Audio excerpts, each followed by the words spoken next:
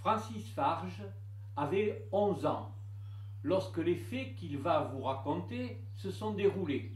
Les Allemands ont tendu une embuscade à de jeunes résistants en plein bourg de Mauriac. Alors le 12 juillet 1944, la première tragédie à Mauriac a eu lieu ici.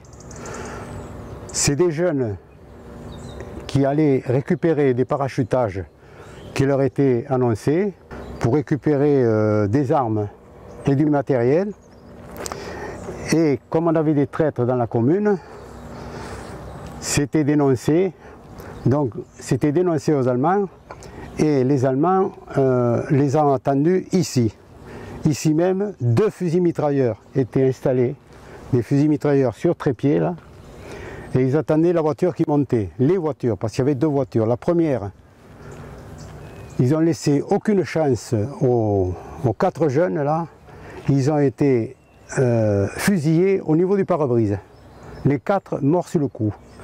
Une deuxième voiture suivait, ayant entendu la mitraille, en faisant une manœuvre, la deuxième voiture, un jeune a eu la cuisse cassée parce qu'il a voulu descendre et il est resté dans les ronces. Moi qui partais à l'école avec un autre copain, on avait entendu la mitraille et on est venu, un curieux, imprudent mais curieux, et c'est là où on a vu les 4 jeunes qu'on appelait les maquis, qui étaient il y en avait 2 de chaque côté de la route, mais tout saignant, mais ils étaient morts tous les 2, ils saignaient de partout. Et les Allemands les avaient extirpés de la voiture et vidé évidemment les poches et tout, et ils sont partis en laissant ces 4 morts là, mais ils ne se sont pas aperçus qu'il y avait un blessé plus bas, heureusement.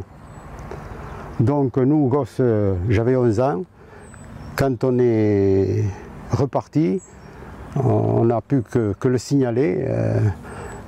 Il n'y avait ni ambulance, ni pompiers à l'époque.